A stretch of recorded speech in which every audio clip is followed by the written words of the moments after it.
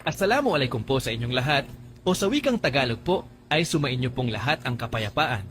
Ako nga po pala ang inyong lingkod, Yuritech at your service. May iniwan po sa ating iPhone 13 Pro Max kahapon at ang issue po ng iPhone ay nagpa-power pero black screen lang po ang display nito sa screen. At dahil wala pong display, ay ang unang suspect po natin ay ang kanyang OLED display or in much common term na nakasanayan na po natin ay ang LCD. Kaya binaklas ko po ang LCD at napansin ko po na angat na po ang LCD sa kanyang frame. Kaya malaki po ang chance na ang may problem na po talaga ay ang mismong OLED display. Napansin ko rin po na may jumper na rin po ang flex ng LCD. Hudyat na ni-repair na rin po ito before. Sinipat at visual check ko rin po ang kabuuang parte ng LCD, especially ang dugtungan ng flex at LCD. At wala naman po akong nakitang crack or sign of burn. Kaya masasabi ko pong based on physical appearance ng LCD, ay parang working very well naman po ito. Nag-try din po ako ng good working LCD, pero wala pa rin po talagang display ang iPhone. Kaya it's greatly possible na nasa motherboard na po ang problema. So without hesitation, ay tiningnan ko po sa board view diagram ang circuit ng display, specifically the LCD FPC connector. My plan is to check and measure the diode value of all FPC connector pin to determine kung may problema po ba sa connection ng isa o higit pa sa mga pin ng LCD FPC connector.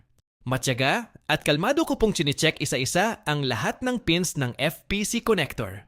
Halos lahat po ng pin ay normal lang naman po ang value maliban po sa pin number 37.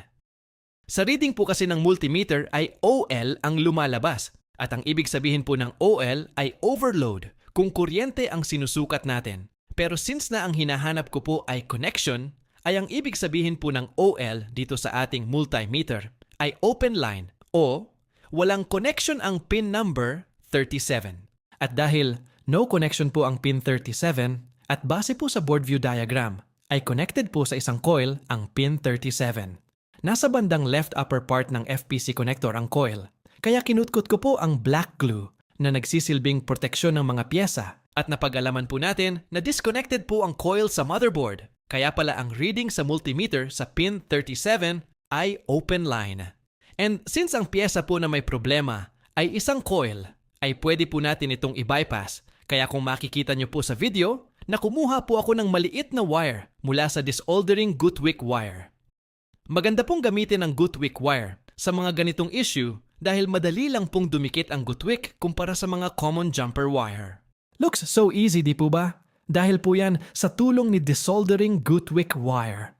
At sa mga curious po sa ginagamit kong desoldering Guthwick wire, ay ilalagay ko na lang po sa comment section ang link kung saan po ako laging umu-order. Proven and tested ko na po ito kaya I'm happy to share it with you mga boss. Then, after po nating i-bypass ay don't forget to put UV solder mask para parang walang nangyari. At the same time ay protektado ang ating jumper wire laban sa corrosion at pagkabagsak. And once again, ay i-double check po natin ang ating pin 37 kung meron na ba itong diode value. At dahil meron na po ay it's time to test to see the result of our effort.